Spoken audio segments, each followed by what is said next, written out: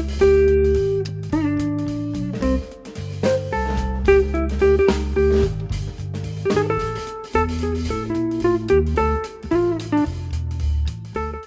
folks, welcome. My name is Emily and this is 108 Stitches, which is a mostly knitting video podcast. Sometimes I'll talk about other crafting, sometimes I'll talk about baseball, but not a ton recently.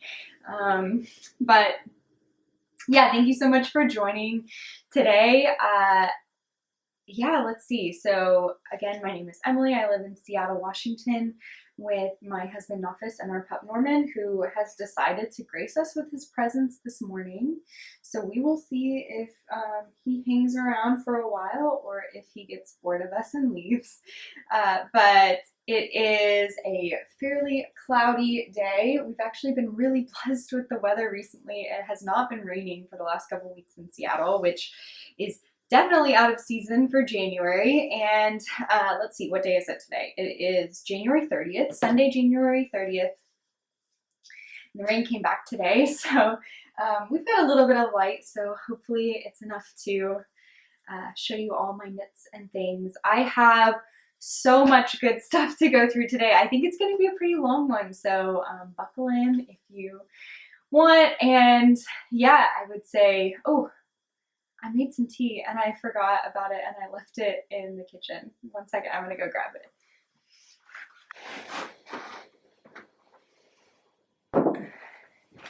I was gonna tell y'all to, grab some knitting, grab some tea or coffee or whatever, and that made me remember that I had made some tea and I forgot about it. But yeah, so buckle in if you are interested. I know there are some new folks here as of pretty recently, so I know Stacy of Stress Knits Yarn mentioned my shawl that I knit, the Briochelicious shawl, and that she is knitting the same one on her podcast in her most recent episode, and that has resulted in some of you coming over to check us out over here, and I'm so excited to have you.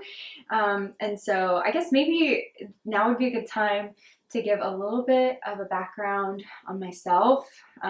You're welcome, of course, to go back and watch older episodes, but just to give you an update, or not even an update, just an intro if you're new here. Yeah, so again, my name is Emily. The reason this podcast is called 108 Stitches is because that's the number of stitches in a baseball. And I am a huge baseball fanatic and have been for as long as I can remember, for most of my life.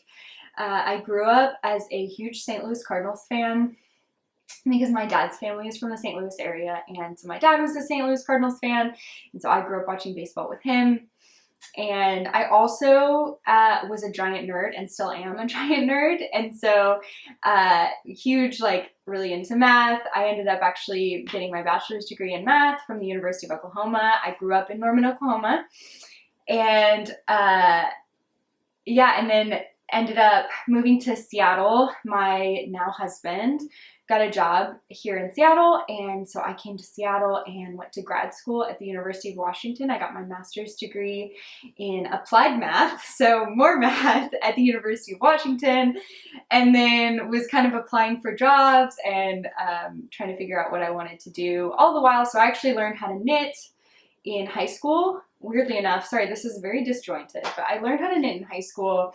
One of my really good friends in high school, she actually, for some reason, they had someone come to their Spanish class and teach them how to knit, and my friend told me about it, and I was like, oh my gosh, I want to learn, that sounds so much fun. So she taught me, and then that night I went to Walmart and I got the metal knitting needles, and I got this bright orange acrylic yarn because my now husband at the time was my boyfriend. His favorite color is orange, and I really wanted to make him a scarf as my first project. And it's like bright traffic cone orange. I don't know if I've ever talked about this on the podcast. I should show it. He still has it. I've never woven the ends because I didn't know how to do that. And so this ends are still sticking out. Anyway, I taught myself from there. I got a couple tips from my friend, and then, just went from there and learned from videos and just looking stuff up or whatever. And so was really into it. I ended up actually shortly after that, when I was in college, when I was an undergrad at the University of Oklahoma, I worked at a yarn store. I worked at the local yarn store in Norman part-time while I was in school, and that's really where things kind of took off for me. That's where I kind of developed a really strong love for yarn, and I learned so much when I was there. Of course, like, I mean, that's the perfect setting to learn a ton. I learned a ton about, like, you know, different fiber content and yarn weight and all kinds of things, lots of projects. And I actually was originally an English knitter, so I held the yarn in my right hand and wrapped. And when I went there, I remember a couple of my coworkers were continental knitters, which is where you hold the yarn in your left hand and you kind of grab it from behind. And they, oh my gosh, they knit so fast. They were just incredible knitters, and they taught me how to knit continental. And you know, I've never looked back since then. I've been knitting continental since then. Anyway, back to my baseball origin story. So I have like I think I have like two paths in my life. I have the knitting path and the baseball path. But anyway, and maybe the math kind of technical work path as well, which is really well aligned with my baseball path.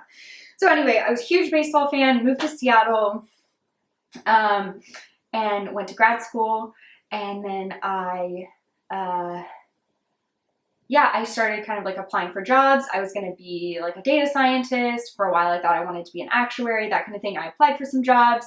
And then I just like really decided that I wanted to go for it and like try to work in baseball, which is like an incredibly competitive field. There are a lot of people who want to work in baseball as like baseball analysts. And there are very few opportunities because there are only 30 Major League Baseball teams, and each of them has, you know, a handful of analysts. So I was also limited because my husband's job was here in Seattle, so I basically could only work for the Seattle Mariners. That was really my only option, and they had some internship opportunities in their analytics department, and I applied. I was actually originally rejected for that opportunity, and then I reached back out to my my boss on the analytics team before getting the job, and you know, he'd asked if I wanted any feedback on my application or whatever, and I said sure, and kind of reached back out, and he said, guess what, I guess we actually have an opportunity that we didn't expect to. They had someone with the team leave, and so they were going to hire a couple more interns. And so I interviewed and everything, and I started with the team. That was back in 2018, so I was still in grad school when all of that happened. I graduated from grad school, and the next week I got married. My husband Nafis and I got married, and then the week after that I started my job with the Mariners. So it was a really good couple weeks, really fun time in my life. And then yeah, I've been with the Mariners ever since. My role has changed a little bit over time. I started as an intern in the analytics department, the baseball analytics department, and then I stayed on full-time after my first, I think it was like 9 months or so, after my internship ended. I was able to stay on as a full-time analyst after that. And then yeah, after being an analyst for a while, I realized that the part of the job I liked the most was kind of taking that technical work and a lot of the work that the analytics team had done and making it really approachable and digestible for the rest of the organization. And so I ended up actually moving over and getting promoted into our baseball projects team. And that's where I am now. My position now is coordinator of baseball projects. And with that team, I do a lot of work building tools and making like data and information accessible for everyone. So like for our player development group, like our coaches, our scouts, our high performance group, so like our medical staff, our trainers, and our like strength coaches, that kind of thing. And so I work a lot with people outside of like the analytics group to try to make a lot of the work with the analytics group and a lot of our data and stuff accessible for them so that they can make better decisions. So I know this has been a super long ramble and I didn't even intend to talk about all this, but I thought with some new faces that might be worthwhile. But yeah, I always say my favorite part of my job, I hate making decisions myself. Decision making is like stressful for me, and I think my favorite part is helping other people make better decisions. I don't want to make the decision myself, but I really want to help other people use information well and make better decisions for themselves and hopefully make the Mariners a better baseball team. So that's the goal. But anyway, I wanted to give a little bit of background. I don't know if I ever have done that on the podcast, if I've ever gone through kind of my pathway and my stuff with my job and baseball and stuff. And all the while I've been knitting, I actually, when I was in grad school, I knit a little bit less, just because that was, you know, a really busy time for me. But ever since I graduated from grad school, I picked it back up. I mean, I had been knitting throughout that time, but just less frequently. And so I would say starting in probably 2019 is when I switched over to like knitting being a really, really huge part of my life, and basically like going from knitting when I thought about it to knitting is a part of my day every day. I knit every single day. There may be a couple of days based on just like circumstance that I don't knit because I'm too busy or there's something else going on. But pretty much every day I spend at least some time knitting. So that's where I'm at now. I started this podcast back in 2020, September of 2020. So it's been just over a year now that I've been podcasting, and I have just loved it. I've loved being able to connect with all of you. And I also love it as kind of like a catalog of my projects and of my progress. And looking back at some of those early episodes, I actually realized today, I think I'm wearing the same outfit that I wore on my very first podcast episode. So full circle, this is like a throwback, I guess. But yeah, I love looking back at those early episodes and remembering what I was working on and just, I don't know, seeing my growth. That's something I love to reflect on as well, like how I've gotten to where I am now and all of that. So anyway, that is a like 10-minute little sidetrack that I did not intend to make this morning, but hopefully I didn't lose a ton of you on that. I promise I'm going to get into the knitting now, and let's just go right to it. So I'm going to start off with, I've got so much to talk about today. So this is probably not the time for me to do a 10-minute ramble about my whole past, but we're going to do finished objects. We're going to do works in progress like usual. I've got some new design stuff to talk about. I've got a test knit application to talk about. I've got yarn dyeing to talk about. I've got a giveaway to talk about because we've got over 1,000 subscribers now, which I also hit, I think in the last, like yesterday or today, I also now have over 1,000 followers on Instagram. Unbelievable. You guys are just like blowing my mind. I had this moment yesterday. Here I am getting sidetracked again, but I had this moment yesterday and I was just like living my life, you know. We were like taking the dog to the park, like doing whatever. She's like, this is kind of crazy to me that I basically like, especially after Stacy mentioned me on her podcast yesterday, I was like, I'm just like at the park and there are like a ton of people who are like, you know, sitting on their couches, just like knitting and like watching me talk, like listening to me talk about my yarn and my projects and stuff. And I don't know, that I probably sound like a lunatic right now, but that was crazy to me just thinking about that. Just like I'm out at the park with my dog, but I'm also like in y'all's living rooms with you, like, I don't know, accompanying you while you knit. And that was kind of a crazy moment for me. So anyway, we got a lot to go through. I'm going to just get to it because if I don't, then I'm going to be here for like 2 hours and I don't think anyone wants that. And also, can we just, like, this precious boy is just being so sweet. I shouldn't touch him because I'm going to make him leave, but we are blessed with Norman's presence today. So, okay, let's get started. Finished objects. I have one, and it is a big one. I finished my September sweater, which is a pattern by PetiteKnit, and I showed this on my last episode. I had just, I think this last episode was the first time I talked about it, so this went pretty quick for me.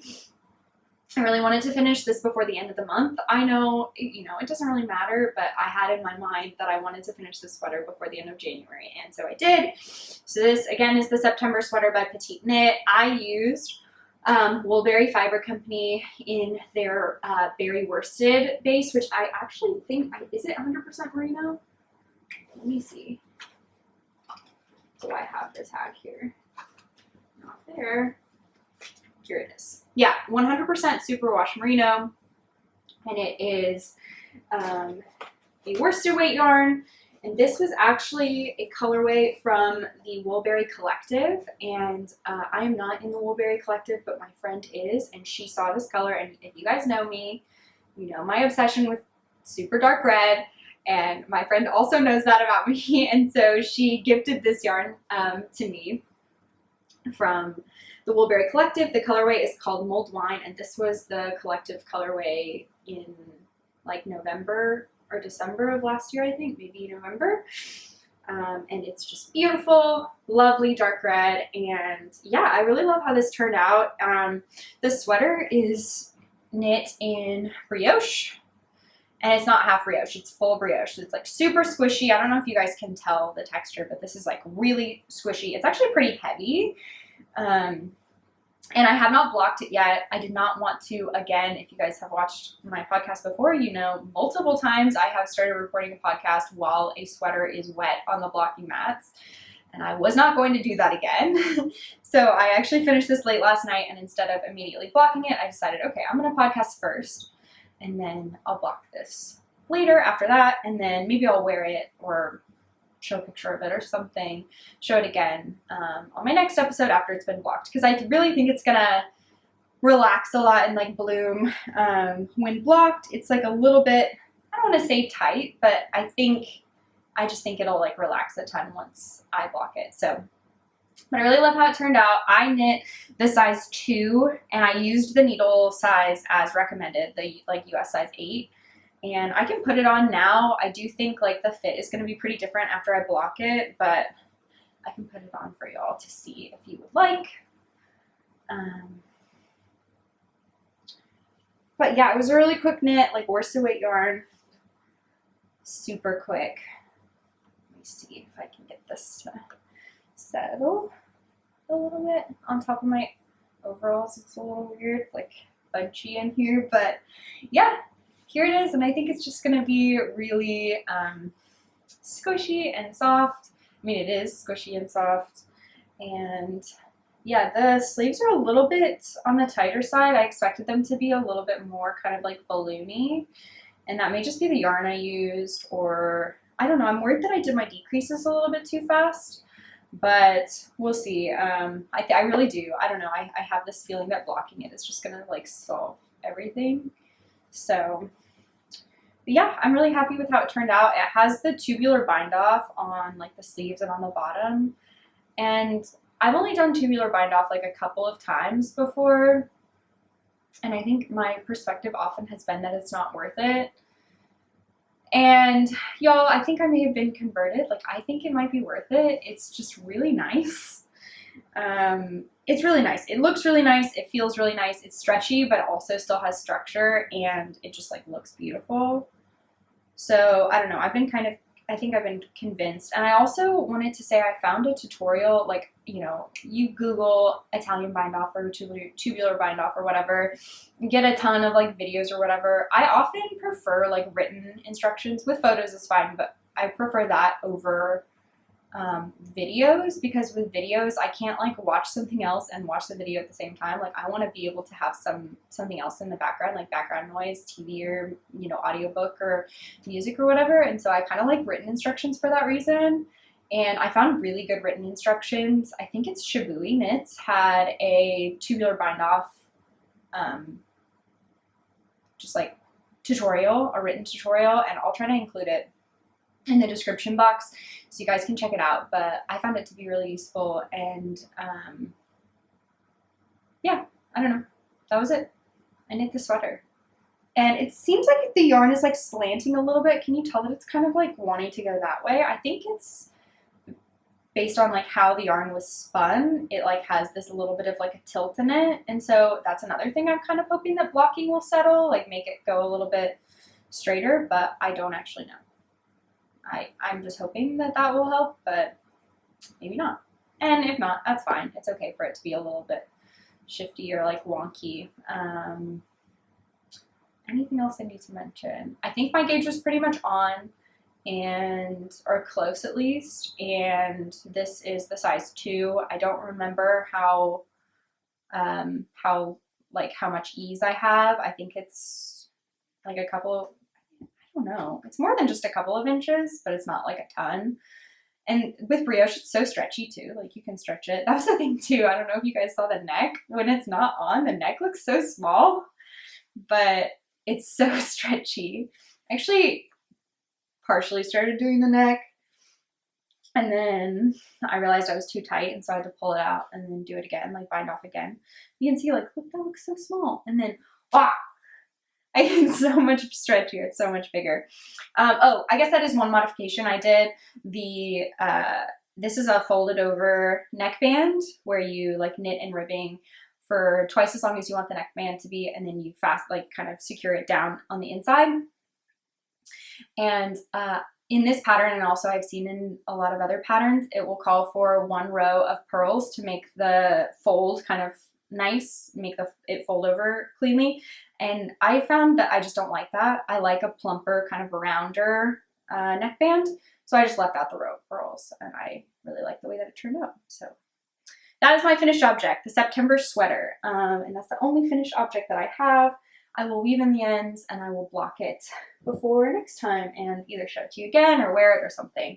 I'm sure I'll take pictures of it as well and share those like on Instagram and stuff too.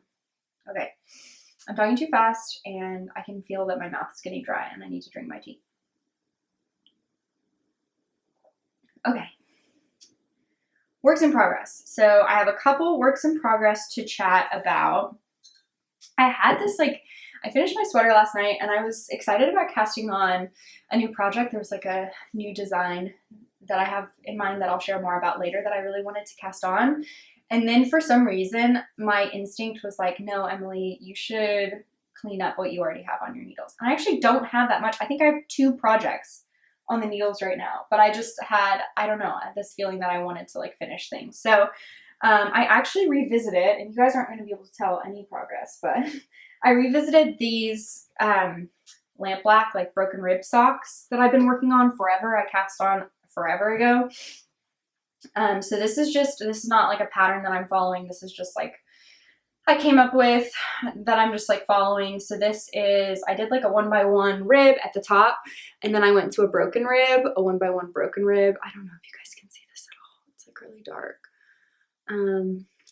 Probably not super well, but it's a really short cuff. This is like leftover yarn I had. I used this as the main color for the stripy turtle tank that I knit for my sister.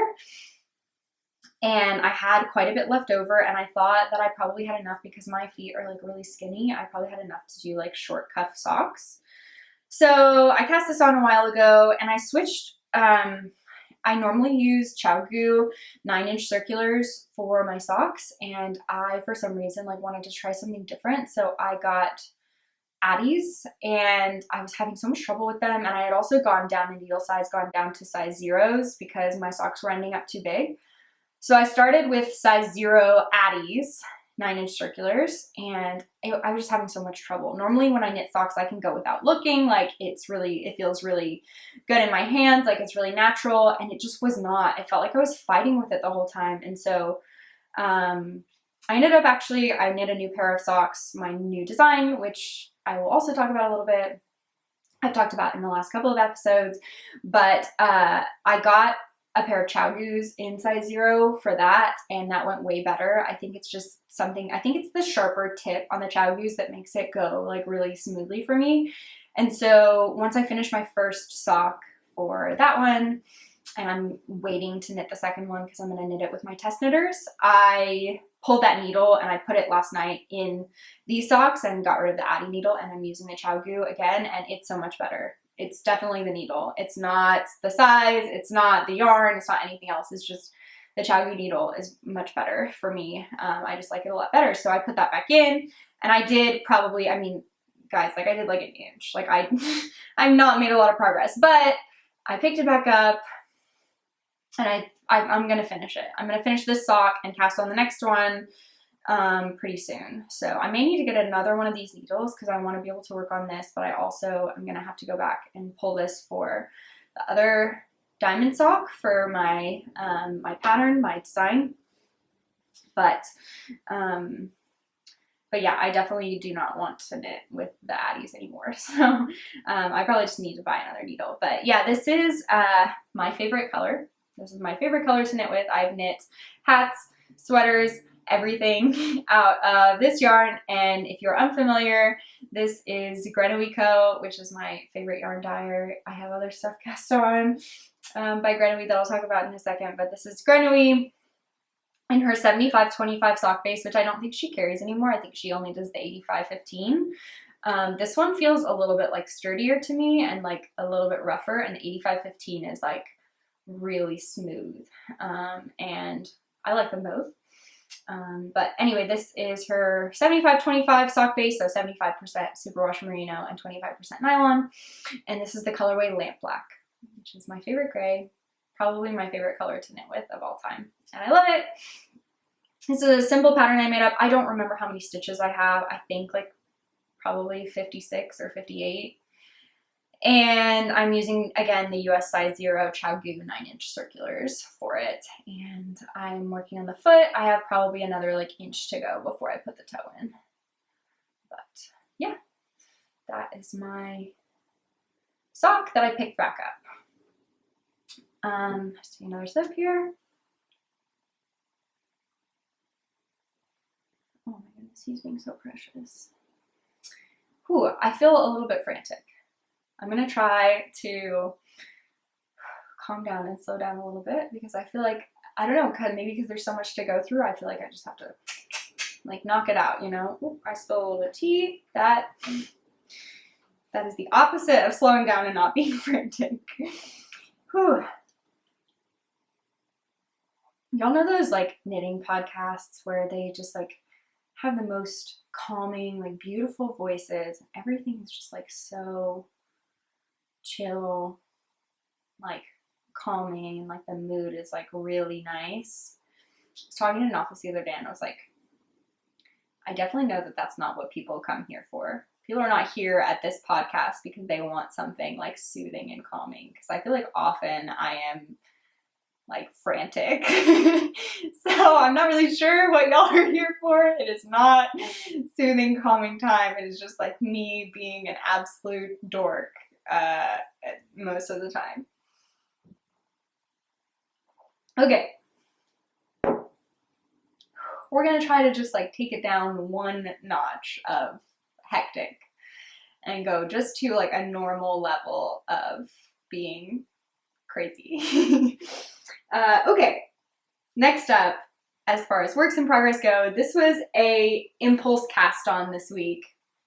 So if you guys have watched the podcast for a while, you'll remember last year in the fall, Nafis and I took a weekend trip to the North Cascades and actually met Joji Locatelli there on a hiking trail, which is unbelievable. If you're unfamiliar, Joji Locatelli is a knitwear designer. She lives in South America, where I think she lived in Argentina, I think. And I may be totally wrong on that. But anyway, she was just visiting Washington and was visiting the North Cascades. And we met her on a hiking trail and her family, and it was just so lovely. And she was super nice. And we actually like ended up going to dinner at the same place. And while we were at dinner, I actually saw her winding up some yarn for a new project. And it was this beautiful gray yarn.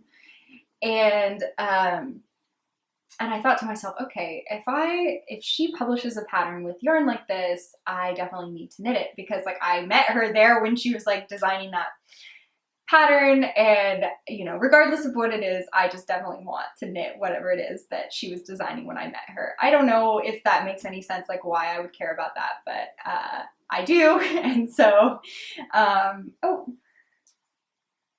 okay.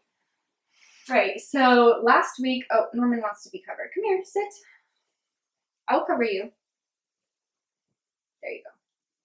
If you're new here, Norman really likes to sleep completely covered by a blanket, and always has. Okay, what are you doing? Settle. Or do you not want to be under? Okay, bud. Okay. Okay, so last week Joji released the Marble Mount sweater, and Marble Mount is actually the name of, is it like a city or like area near the North Cascades National Park. I know you're trying to get under. Here you go. Marble Mount is actually the area. I think that's like the little kind of town outside the North Cascades National Park, and that's where we like ate dinner, and we actually stayed in that area as well. And she knit it in this beautiful gray yarn, and I knew immediately. I was like, this is the project. This is the pattern that she was working on when we were there, when we met her there. And so I decided immediately I needed to cast it on. I just really wanted to knit it, and I'd already been thinking about like what I wanted to do with this yarn that I got at the end of last year. I got this Grenouille singles yarn. So it's I'll try to put a picture of the sweater up. It is a circular yoke pullover with some lace detailing in the yoke, and then otherwise it's just like pretty simple. It's knit with fingering weight yarn, and I had this beautiful singles yarn from Grenouille that I got at the end of last year. Sorry, this is a little bit messy because I am alternating skeins, which means chaos. No, it just means there's a lot of things attached here. So I'm not going to get that super clean. But anyway, this is the yarn.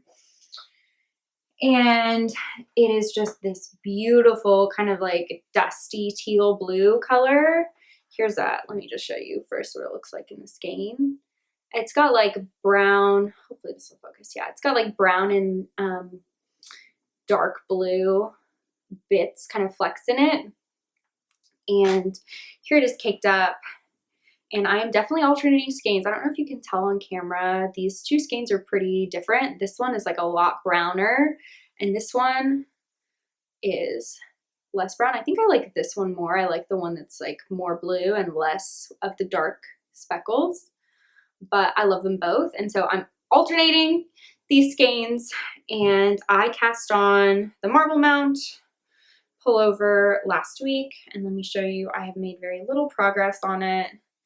I actually made more progress, and then I got to a point where I was like one stitch short of the number of stitches I should have had, and so I pulled back because I couldn't figure out where I had missed that stitch, and I knew I could have just added a stitch and it wouldn't have been a problem, but because of who I am inside of me, in my brain, I could not let that go. So I pulled back like maybe 15 rows, and here I am again, knitting again. So yeah, you just knit for a while, and then I'm about ready to do the short rows for the back, which I have already done, but ripped out, and I'm doing again. So yeah, I really love working with this yarn. It's super soft. This is, yeah, like I said, Grenouille singles in this is the Three Sisters colorway. And sorry about that. I'm talking too much and it's making my mouth really dry. This is the Three Sisters in Grenouille fingering weight singles, and I think it's 100% merino. I think it's 100% superwash merino, but let me actually pull the tag to make sure. Yeah, 100% superwash merino, in this beautiful color. And yeah, I just really like it. I knew I had to knit this. I'm hoping that the colorway, like the yarn, isn't too busy so it doesn't like hide the lace. I'm a little bit worried about that. That's why I think maybe a solid or like a tonal would have been better, but no, this yarn felt right for it for me. And I'd been kind of thinking about what to do with this yarn, and this colorway also feels kind of like North Cascades, like nature-y with the like blue and green and brown. I don't know, it just felt right. So I cast it on, we'll see. Maybe I'll hate it, but I really like it so far. And I'm really enjoying knitting with this yarn. I'm alternating skeins using the helical method. If you guys are unfamiliar, you should definitely look it up. Using like helical stripes. It's way easier than like trying to switch at the same spot every row and like carry it up. So I really liked doing that. And okay, more information for you. I mean, you can't tell yet, but I'm knitting the 3rd size. I think my gauge was pretty close to on. This one, I couldn't decide how much ease I wanted because I was kind of in between sizes. I think the one she wore had like maybe 2 inches of positive ease, but I had to decide between having like 0 or like 4 inches, and I chose the larger size. So we'll see how it turns out. I think I'm a little bit worried with like blocking that it'll be a little bit bigger than I want, but I don't know. I just didn't want it to be like super tight. But we'll see how it turns out. The thing that I really liked about this sweater in particular too is that the yoke wasn't super deep. I have issues with circular yoke sweaters. I don't know if I have knit a circular yoke sweater that I love the fit of. I just much prefer like raglans and drop shoulders. But I'm really hopeful that because this one has a shallower yoke that I'll like the fit more. So hopefully it will turn out that way. I don't know. Maybe this could be my first circular yoke that I like. That would be great. So yeah, that is my only other work in progress that I have right now. So just the socks and the sweater. But I am about to cast on something new. So I swatched for a new design. So I've talked to you guys in the past, and I had actually cast on for this new kind of like vest design idea that I had. And then it wasn't feeling right to me. I had gone through several iterations of like, should I hold the yarn double to make like a thicker vest? So I guess I'll take a step back. One is that this is like a new design of my own. I have designed a couple of things in the past. The stripy turtle tank was my first design. And then I have designed a pair of socks that I have some news about shortly. And this is my next design that I've been thinking about. And I had this idea for a while of these like kind of interlocking equilateral triangles that I wanted to do. But here's the thing. I don't love knitting stranded color work.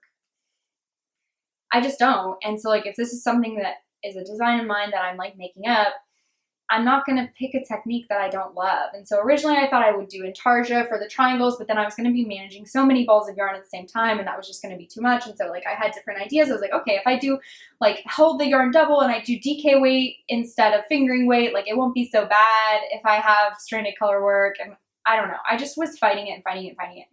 So not last week, but the week before, I actually was taking a shower and I was thinking about it. And I had this idea to do these stripes, but partway through the stripe, change the color. And rather than changing the color just like in a vertical row, using like intarsia to change the color in like a slanty kind of like diagonal color change. And so I knit up a swatch, and this is how it turned out. So I have like a main color, and then I have these stripes, and then where I change color on the stripe is just like I move it over 1 stitch each row so that it makes this like slanted color change. And I love it. I'm like so obsessed with this idea. I think it turned out really cute. And so my idea now is to cast on the vest and then do a whole bunch.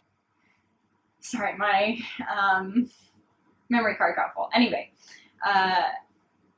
yeah, so the idea was to do a whole bunch of these stripes with different colors and like kind of randomly throughout the vest decide like where I wanted to switch color so that the vest is going to be like buttoned in the front, so it's going to be like a cardigan vest, I guess.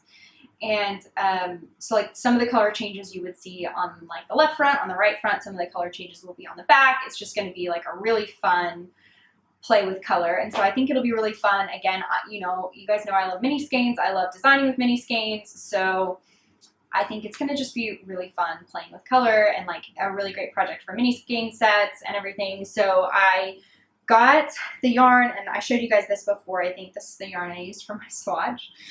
But the yarn I'm going to use for the project is Dress Knit's yarn in her favorite base, which is an 80/20 superwash merino nylon. And it's a fingering weight base. And this main color is Eloise, which is a beautiful kind of like dusty pink, like mauve color. And then I also got her fall mini skein set. And these were like inspired by different colors of pumpkins, which is really cute, and I really like it with this main color. I think it's going to make like a really perfect kind of fall vest.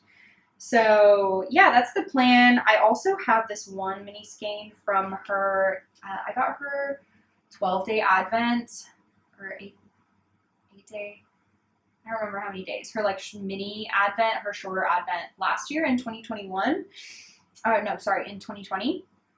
And I had this color in it. This is her cold brew color, and it's like a really nice brownish purple color. And I really liked it. Ooh, I feel like I'm gonna sneeze. No. But I really liked it with these as well. Sorry, trying to show all of these is difficult. I liked it with these too. So I may add that. I may switch it out. Like, I don't know how much I love the orange, so I may switch it out and do it instead of the orange. What do you guys think?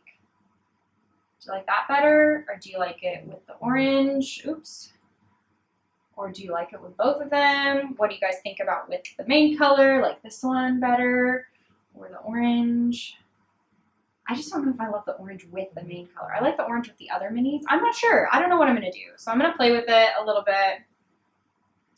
And yeah, we'll see what I come up with. But that is my plan, is to cast that on soon. And I'm really excited about it because I feel like the triangle vest, while I loved that idea, I just, like, there were issues with it at every stage, and I was having trouble committing to it. And so I think this is going to be much better. I'm much more excited about it, and I think I'll just enjoy knitting it more than the original like triangle intarsia or like triangle stranded color work idea that I had. So that is really fun, and I'm really excited for. Okay, next up, what I have for you all is a test knitting call. So these are my diamond socks, and I've talked about them at length in the last couple episodes. And this is a new design. This was my Christmas Eve cast on this year. This uses Sunday Fiber Co. in her Barefoot Organic Merino sock. I think those are all the right words, but I may have put them in the wrong order. You get the point. It is a beautiful sock yarn. It's like really substantial. It just feels like a nice, like thick, sturdy sock yarn. Also really soft and nice, and I love her colorways. Eloise is just absolutely a master with color, and I got the sock set from her a while ago and was like super inspired and wanted to cast on this new design. So you can see here a little bit better. It is 1-stitch cables throughout to make this like kind of nested diamond pattern. And yeah, I'm really happy with how it turned out. I think it is just lovely in these yarns, and I'm really proud of the design. And we are now I'm gonna have people test knit it for me so that I can make sure that everything looks good before I publish the pattern. So I wrote 2 sizes. This is the size that I knit, is like a 60-stitch size, which has roughly an 8-inch circumference. And then I wrote a larger size as well, which is a 72-stitch size. So if you're interested in test knitting either of those sizes, please check out, there's a link to the application, should be in the description box. And I will probably have to close it shortly. I don't know how quickly I'll have to close it, but just because I think, you know, when you're test knitting for like a garment, you have a lot more sizes, and so you need like people on every size, and so there's more kind of opportunities there. But with a sock, since I only have 2 sizes, I don't need a ton of test knitters. So I don't know if it will end up closing pretty quickly, but I really appreciate some people have already reached out to me and shown interest in test knitting these socks, and I really, really appreciate that. And I'll have as many folks as I can test knit. And then if you can't test knit, I hope you'll still want to buy the pattern and knit it when it comes out. So I don't think it'll be super long before it comes out. And yeah, I'm really excited about this. So if you're interested, please apply in the link below. And yeah, I'm just still kind of emotional and really proud of these socks and really happy with how they turned out. And yeah, I've only knit the first one, but I'm gonna knit the second one. I did this with the stripy turtle tank as well. Like I knit the first one or my first stripy turtle tank and also this first sock, and I just take notes while I'm knitting it of like what I'm doing. And then after I knit the first one, I wrote the pattern. And so like I wrote the pattern for the diamond socks, and same with stripy turtle tank. And then now what I'm going to do is like when I send the pattern to my test knitters, I am going to knit the second one along with my test knitters and follow the pattern. So rather than just like remembering what I did, I'm going to try to follow the pattern exactly and knit it exactly according to the instructions. And then I think that'll give me a good idea as well, like how good of a job the pattern is doing. And so I'll knit the second sock that way. And yeah, hopefully it'll turn out good and match this one and the pattern will work. And I mean, I have pretty high confidence. I just wrote down what I did, so I'm not super worried about it. But anyway, I think that just like helps me make sure that the pattern is like really clear. And yeah, and of course like feedback from the test knitters is also really helpful for that. So yes, that is my test knitting haul. Okay, more fun things to go through. I have dyed yarn with acid dyes for the first time. So I talked last time, and I've talked on the podcast before, I had done some natural dyeing, and that was really fun. I used my only successful attempt at natural dyeing. I had used avocado pits for, and it turned out this like beautiful pink. And then I had made another attempt to dye yarn with pomegranate rinds. I didn't actually ever put the yarn in it. I tried to make the dye stock with the pomegranate rind, and it did not turn out great, and it was like gross and was just a no-go. So not for me. And so after that, I kind of was like, oh, I really want to dye yarn, but I also just like want to have more control over the color that I get and not just be kind of like at the mercy of the natural kind of like plants and scraps and stuff that I had been using. And so I decided that I wanted to try acid dyeing. So I wanted to try dyeing with like powder acid dyes and citric acid. And so I asked for Christmas if my mom would get me some acid dyes, and she did. And so I did my first attempt at acid dyeing last weekend, and I wanted to show you guys how it turned out. So first of all, I think there's a ton of like really good resources online about how to acid dye, but I will just say, I think like everyone does it differently. And so I very much am like a structure and like procedural person, which maybe isn't a huge surprise to those of you who know me, but I really like to have like guidelines and rules and then like follow those rules. And then like, that's the way to do it. And you do it that way and it works out and like no problem. And that is not the case with yarn dyeing, I don't think. I think there's so many different ways to do it, and you just have to find what works for you. And so I read a ton about it, and it's like, okay, when do I add the citric acid? Like different people add it at different times. Like how much water do I use? How much dye stock do I use? How do I make the dye stock? How, like what kind of materials do I use? All this stuff. Everyone does different things. So the thing that I kind of came to understand was there are like basic components that you have to do. And if you do those, even if you slightly modify them or you do things slightly differently, as long as you like do the basic things that have to happen, it will work and like you will dye yarn. So the basic things are like the things that I think you should do is like soak your yarn beforehand. Some people soak it with citric acid. Some people just soak it in water. I just soaked mine in water. Soak your yarn beforehand in water, and then make your dye stock. And a lot of people make roughly like a 1% dye stock, which is like 1% in like 1 gram of powder dye to like 99 grams of water. And so you make your dye stock, and then you take water, put it in a pot, add citric acid, and make that water warm. Or I mean, if you like, you can add the citric acid at different times or whatever, and you can use however much water you want. Like if you use more water, I think your color will be like more kind of like consistent throughout. I'm also like so new to this, so please don't like actually listen to what I'm saying. And I mean, I guess you can listen, but just take it with a grain of salt. This is all like very new to me. So yeah, I think if you use different amounts of water, it does different things. And you can also decide like how much dye stock to use. So anyway, I decided to do just enough water that would cover, I was dyeing mini skeins and I was doing one at a time. So just enough water that would cover my mini skein.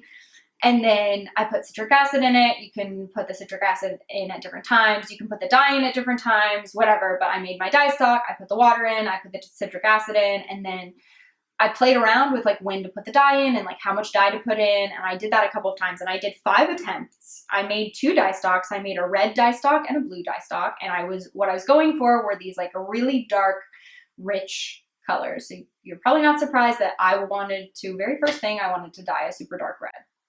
Love dark red. I was like, I want to dye dark red. So this was my first attempt. It's going to be so dark. You can't even like see it on the screen. But this was attempt number 1. It's almost black. It's actually showing up brighter on this camera than I think it actually is. But it's very dark. And I realized that I just used too much dye stock in this attempt. So, and you can see it's a little bit uneven. Like, I don't know if you can tell, but this part's like a lot darker than this part. And I think that's partially because I put the yarn in the water first, and then I put the dye on top. And I think the part that the dye hit first ended up being darker than the rest of it. So on my next attempt, because I wanted it to be a little bit more consistent, what I did was put the dye in before I put the yarn in, and I used less dye stock. And it turned out not as dark, but almost as dark. Like, I don't even know if you can tell that it's not as dark on camera. Can you tell? This one is not the second attempt. So I used less dye stock for this, and it's still very dark, but not as dark.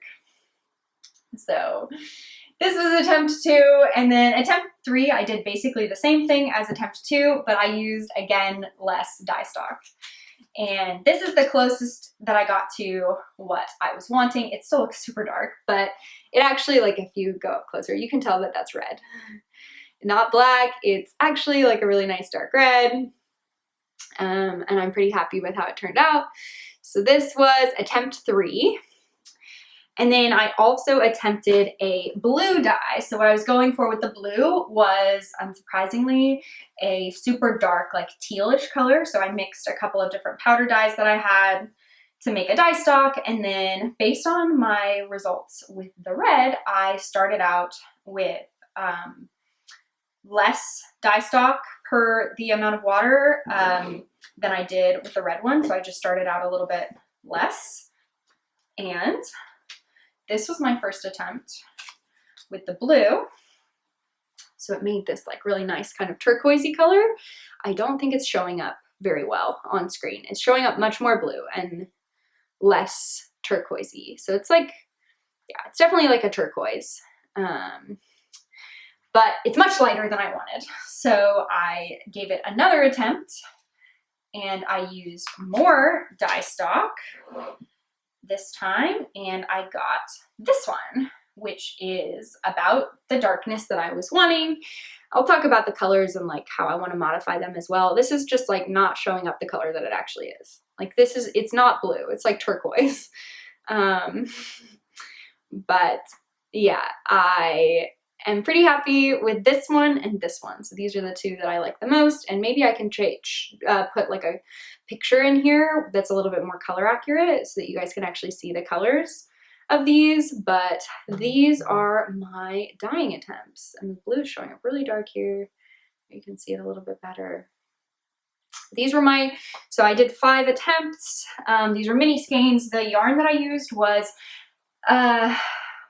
it was a Knit Picks yarn. It's not Stroll because it was 100% merino. What is it? I think I have the tag here. Swish. Knit Picks Swish fingering weight, which is 100% fine superwash merino wool. And I actually took the time to split it into these mini skeins. I split it into 5 roughly 20 gram mini skeins. I think one of them actually turned out a little bit smaller. Just because I am a human and not a machine. And so I did not do a great job. I tried to weigh it as I go, but I just ended up not cutting in the right places. So I think this one might be the smallest one. But yeah, I did my best, and I'm pretty happy with how it turned out. So next segment here for me is acquisitions. And I don't have my acquisitions yet, but I did order more bare yarn to do more dyeing, and I actually bought mini skeins directly from Knit Picks so that I don't have to split them myself. They didn't have 20-gram minis, but they did have 10. So I bought a whole bunch of 10-gram mini skeins so that I can try dyeing more colors and find the colors that I want, because my end result, like my end goal here, is to dye my perfect color palette. And if you're interested in what my perfect color palette is, I've talked about it in the past, but you can also go back and I have a video specifically about this and I'll link it below. Or like try to put, ooh, I've never tried this. I could try to put like a card or something on the screen so you guys could click there. Maybe I'll try that. We'll see how that goes. If it is not here now, that means I couldn't figure it out or I forgot. But I have this like perfect color palette in mind. It's like a red, a dark like teal, and like a mustardy kind of like golden yellow and gray and like peachy pink, and like darker and lighter versions of most of those colors. So I really want to try to figure it out, how I can make this color palette in yarn. So these were really good first attempts. They're not perfect though. This one needs to be more green. It's too blue. And even it is showing up on camera more blue than it actually is, but even in person, it's too blue. I want it to be more green. And this one is also showing up better on camera than it actually is in person. It's showing up more red, but in person, it's a little bit purple, more purpley, like a purpley red. And I want it to be more red and less purple. So I'm gonna modify the dye stock solution that I made and try these ones again and try to make them roughly the same, like vibrancy, potency, darkness, or whatever. But this one a little bit more red and this one a little bit more green. And we'll see how it goes. So I'm gonna play with that, and I love it. I love dyeing. It's so much fun. Yeah, I don't know. I just have really enjoyed it. And as opposed to the natural dyes too, it just goes so much faster. Like the yarn soaks up the dye so fast, and you don't have to spend so long making a dye stock. You literally just take the powder and put it in the water and you have a dye stock. It is a little scarier, like especially since I'm doing this in my kitchen, I have to be really careful not to get dye on everything. And then with the powder dyes too, like wearing a mask and everything to make sure that I don't inhale it.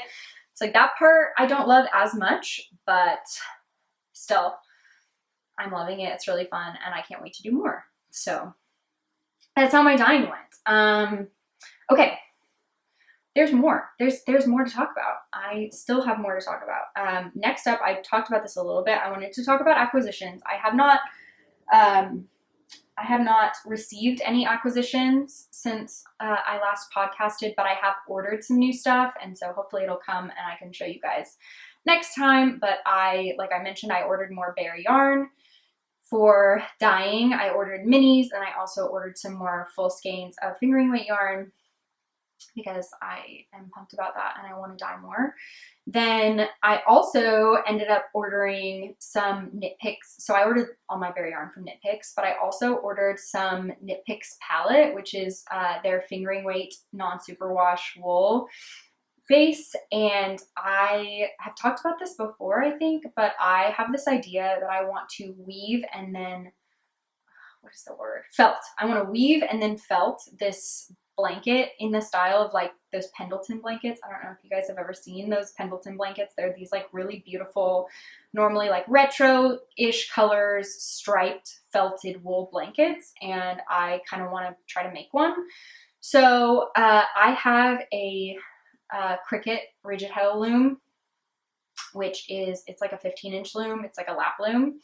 So I clearly like cannot weave an entire blanket on it. So my plan is to weave strips of fabric and then seam them together and then felt it.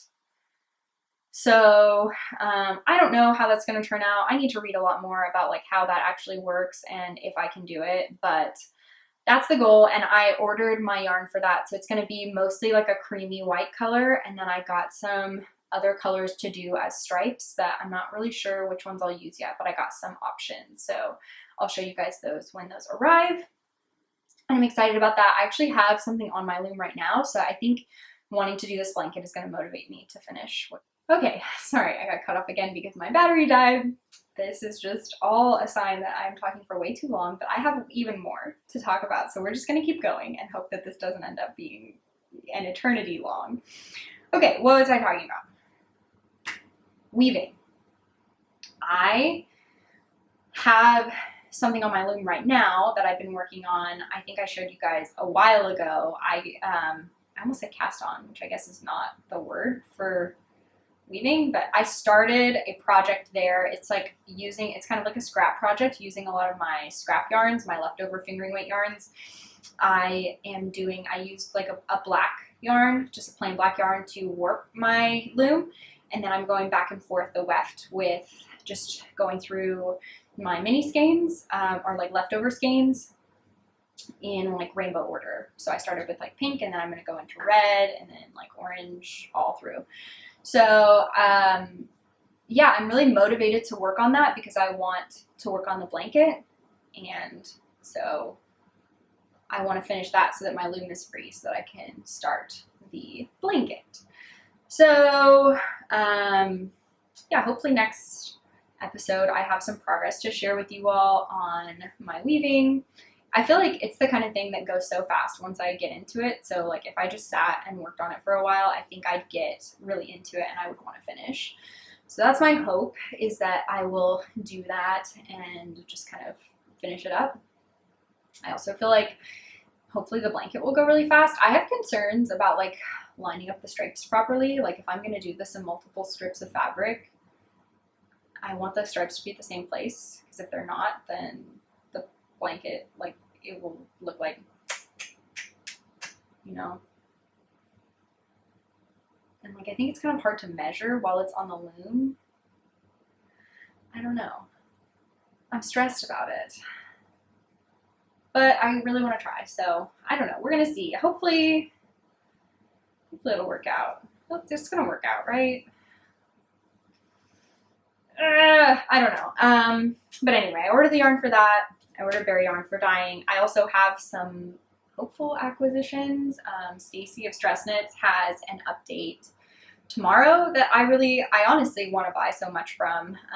But I definitely want to buy some Surrey alpaca from her because I talked about, I think in my goals episode a couple episodes ago, that I have some pink yarn and some Advent minis from last year that I want to stripe together to make just like a basic kind of raglan sweater, and I want to get some pink Surrey alpaca to hold with it to make it a little bit like fuzzier and like dreamier.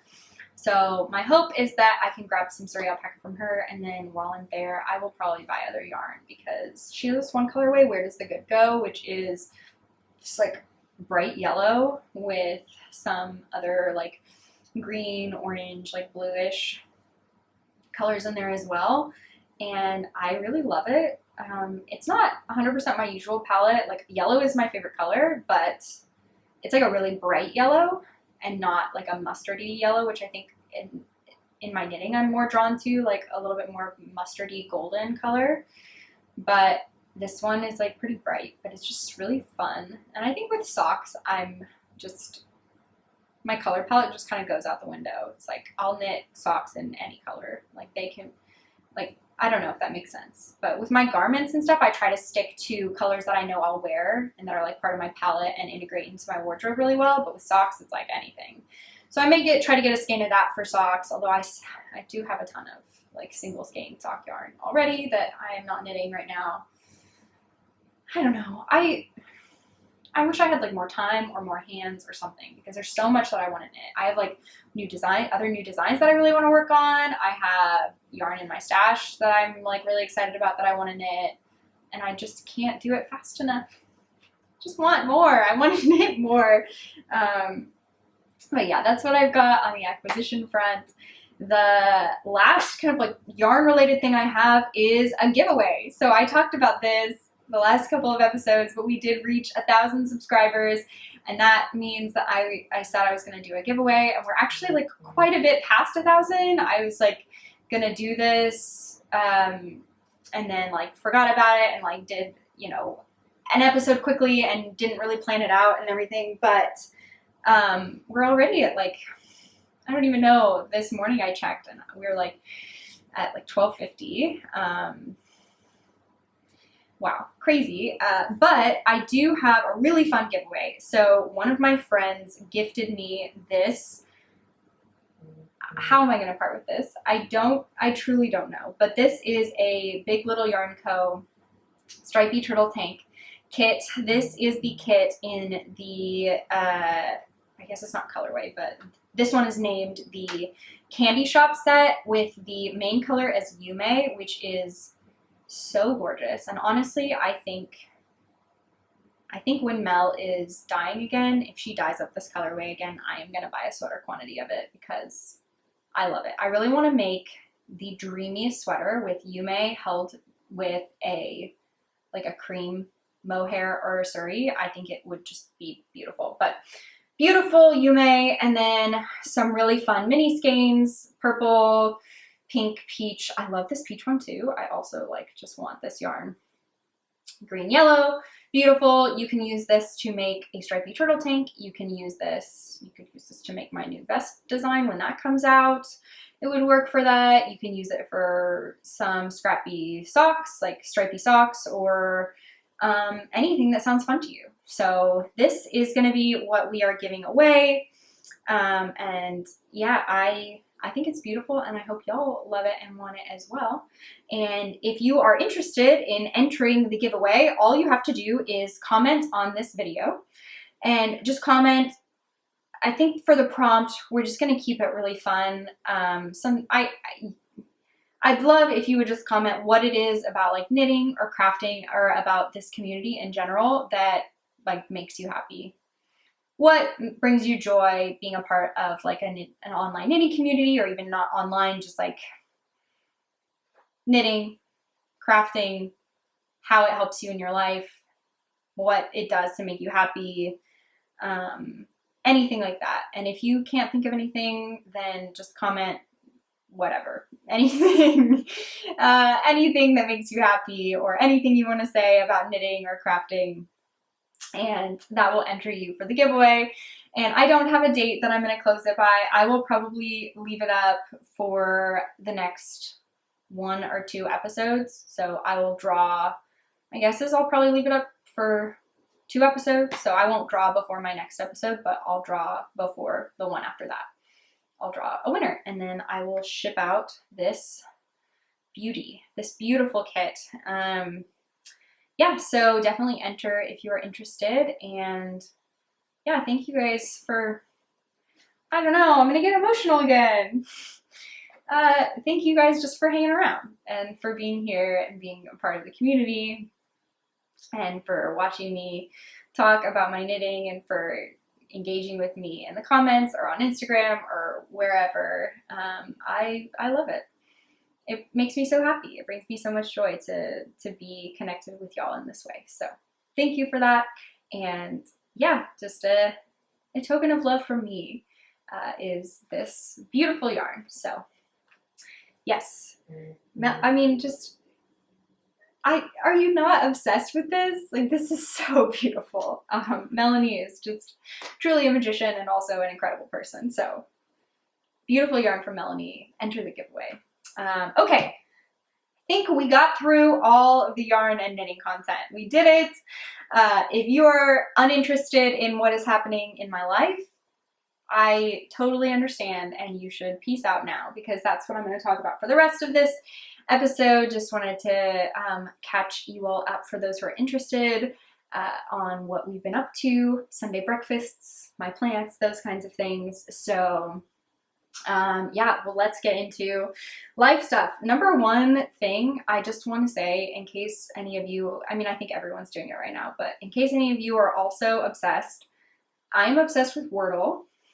I do it every morning and send it to a variety of my friends and family, and we talk about it, and I love Wordle. So if you are also obsessed with Wordle, just know that you have a kindred spirit here. If you are unfamiliar with what Wordle is, it is a daily word puzzle.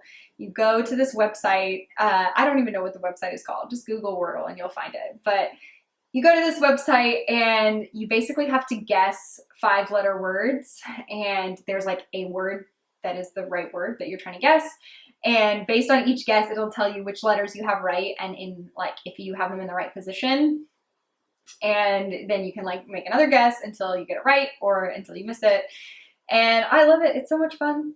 I've gotten it in 2 guesses twice, which feels like, I don't know, such a triumph. And I honestly feel like the Wordle, how the Wordle goes, because I always do it in the morning before I start my work. I'll like grab my tea and I will do the Wordle.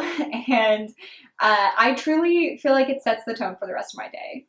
I mean, I'm sure it doesn't actually, but if the Wordle goes well, I'm like, man, it's going to be a good day. And to be honest with you, and this probably shouldn't be the case, but if the Wordle doesn't go well, like I've missed the Wordle one time. There was one day where I didn't get it at all. And if it doesn't go well, then I'm like, well, shoot, better just go back to bed. Like, it's not going to be a good day. So, yeah, just wanted to share that here, that I'm obsessed with the Wordle. The next thing I wanted to talk about, just in general, are kind of like, you know, cooking and baking. I share a lot about here for Sunday breakfast. So today is Sunday. We had breakfast this morning. We made like an egg scramble with like mushrooms and sausage and tomatoes and onion. And then I also had some like a leftover croissant that I cut in half and toasted and put honey on, and was really good. So that was really good. I actually went to one of my friends' houses a while ago, and one of my friends and her husband, who is actually my coworker, so fun combination of relationships there, but they brought for us for like a snack these croissants that they toasted and put honey on, and it was so good. Like, you wouldn't think of something that like simple to be so good, but it was really good. So anyway, I had leftover croissants today and was like, oh man, I should do that, like make that is just like really would be really tasty and a good use of our croissant. So that's what we had for Sunday breakfast today. But it also made me think, I really want to try to make homemade croissants. And I feel like I can do it because I've made, if you've watched previously or like seen on my Instagram, I've made these sourdough cruffins, which is like a laminated pastry. So I feel like croissants are the same thing, and I think I definitely could do it. So I think a sourdough croissant could be really good. So I think I'm going to try that in the next couple weeks. So keep an eye out. Maybe not Sunday breakfast next week, but the week after that, maybe we're thinking like sourdough croissants and make like breakfast sandwiches with them. Could be good. So that's one thing. We also, I think I may have talked about this last time, but we got an ice cream machine. So we have a KitchenAid mixer, which is the best, but we have a ton of the attachments for it. Most of our attachments are for like pasta making, and we love making homemade pasta. So definitely worthwhile. If you're interested in making homemade pasta, you should go for it. It tastes amazing. Definitely do it. But for Christmas, I also got the ice cream maker attachment for the KitchenAid mixer. So it basically is just like a different bowl that you put in the freezer for a while. And then when you're ready, you like make your ice cream base and you put the bowl into the mixer and you pour your ice cream base in, and then the mixer will like churn it for you. And then you put it back in the freezer. So we tried for the first time like 2 weeks ago. We made a peppermint ice cream base, and we actually also added Oreo chunks. So it was like a cookies and cream peppermint, and the flavor was incredible. It was amazing, but it didn't thicken properly, and we're not really sure why. So if any of you have made homemade ice cream and have tips for me, I don't know if it's that the base wasn't cold enough, like the bowl, or that the like ice cream like liquid wasn't cold enough when we put it in there, or like if the fat content was off, like if we didn't have enough fat in there or something. I don't know, but we're trying again today, and I'll let you know how it goes. We're gonna make like a cookie butter, like Biscoff type ice cream. So if you don't know what Biscoff is, it's like a type of cookie that I feel like you used to only be able to get on airplanes. Like sometimes they would give as like the little snack on like, I feel it was on like Delta flights. If y'all know what this is, great. If you don't, it's basically just a cookie. It's like a very sweet, like crunchy cookie, and Nafis loves them. He loves Biscoff. So every time I would go on a flight and get Biscoff, I would save it for him and like come back home and be like, I got you a trip present. It's the free cookie that I got on the plane. And he would be like, great, I love that. So my mom actually for Christmas got my husband Nafis a whole package of these Biscoff cookies, and also some Biscoff butter. It's like peanut butter, but it's, if you guys have ever had the cookie butter from Trader Joe's, it's like the same thing. So we've got Biscoff butter, we've got Biscoff cookies, and so we're gonna make like a Biscoff ice cream. So hopefully it turns out good, but that is what we are attempting today. Okay, what else was I gonna talk about? I have talked in the past a little bit about what we've been reading. So I talked last time we were finishing, so I'm in a book club with my family. This is definitely going on too long because my memory card filled again and I had to delete more stuff. Okay, just a couple of things left that I wanted to talk about. I mentioned book club, so I'm in a book club with my family and we finished reading the Reckoner series by Brandon Sanderson. It was started out with Steelheart, and then the second book was Firefight, and then Calamity. So we read those, and that was pretty good. We finished that up, and then we just started a new book. We are reading Dear Martin, which is a young adult novel by Nick Stone, and it is basically about this African-American kid in high school who is kind of dealing with some like issues with police violence and shootings in his town, and it's been really good. It's been really kind of impactful. It's the kind of book that really gets you, I would say, and we're part of the way through that, and so that has been really good as well. And oh, I was also going to give y'all a very brief plant update on how my plants are doing. So I don't know if any of you care about plants, but I have a ton of houseplants. I guess I can try to point the camera at a lot of them. A lot of them are in this living room that I have next to these windows. So I've got a ton of my plants here. I've got some hanging plants up there as well. Anyway, let me put you back here. But yeah, so I talked about how we went out of town. We went home to Oklahoma to visit family for the holidays, and we did that last year as well. And when we leave the plants in the winter for a while, some of them don't do so well. They don't like it, and I think the house just gets too cold without the heater running in here. So I had some issues with my plants when we left. Norman, are you wiggling down here? Yeah, I had some issues. I'm just gonna hold his hand here.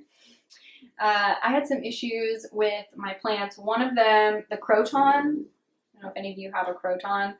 Last year, it dropped all its leaves, and then I was able to get it to grow a lot of new leaves back, and I think I actually have a video of that on my Instagram if you're interested in checking it out. And then this winter, it also dropped all of its leaves, so I don't even know. It's just a stick now, and I kind of feel like it's time to let it go. But it's one of the plants I've had for the longest, so I haven't quite pulled the trigger yet on getting rid of it.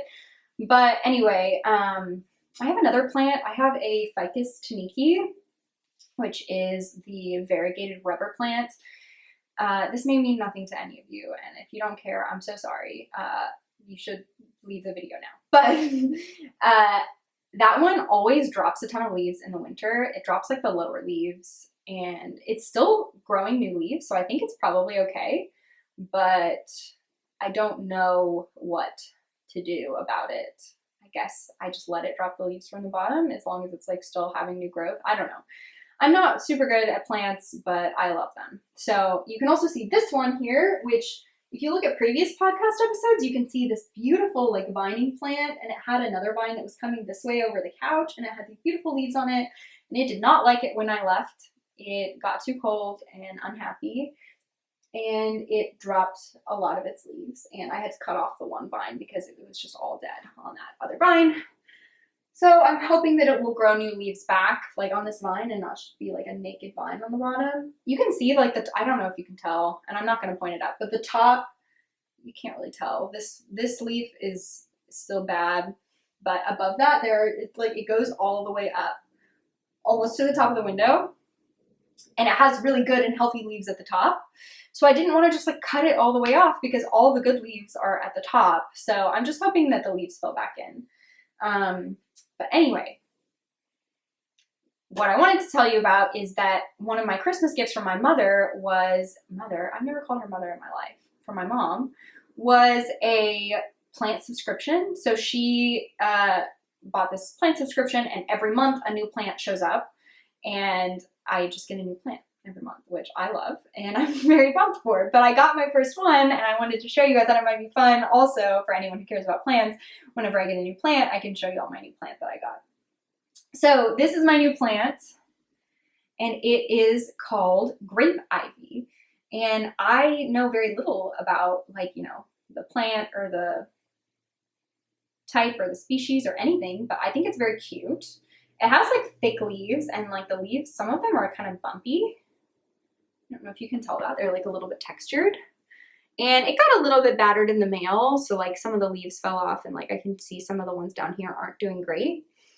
But yeah, I really like it and I'm hoping that it's healthy and it grows, because I expect, since it's an ivy plant, it will probably be a nice like vining one.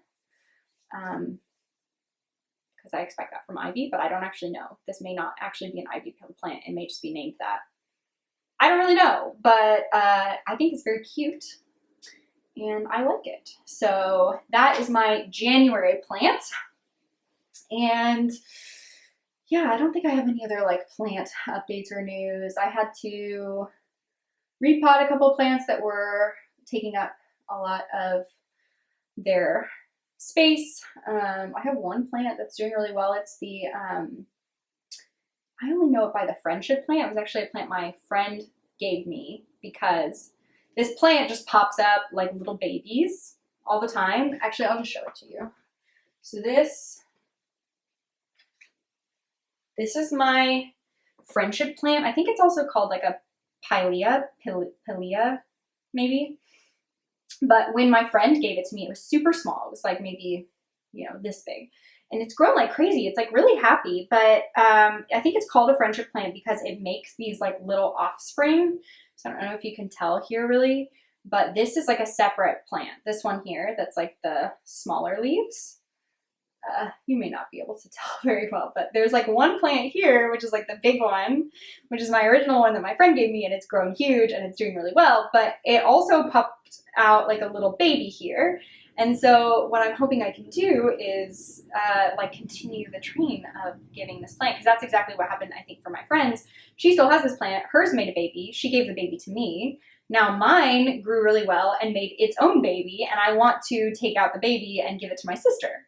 And then maybe hers will make a baby and she can give to someone else. I don't know. I feel like that would be really fun. So that's my hope with this plant. But this one's growing really well, and I'm worried that it's getting too big for its pot and I need to give it a new pot, but I also really like this pot. So who knows? Maybe if it grows a little bigger, I will give it a new pot, a new home. Yeah, okay. I think I have talked plenty.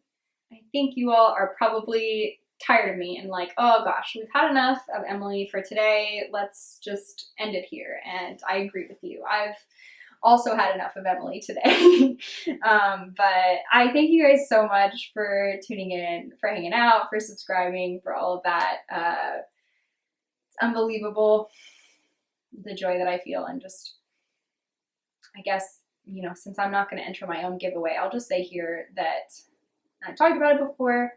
Knitting is just such a comfort for me. Having that kind of like consistent through line through all my days and like feeling like I'm making something with my hands.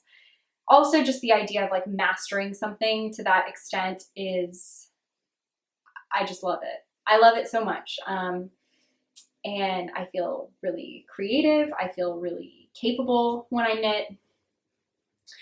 And being a part of a community is absolutely just, it's unbelievable. I remember after I left the yarn store and I moved to Seattle, the yarn store that I worked at back in Norman, and I moved to Seattle, I was really missing that connection piece of knitting. I was really missing talking to other people about my knitting. I remember even saying to Nafis, like, my husband, I know you don't know what I'm talking about, but like, I just have to talk about this with you because I don't know.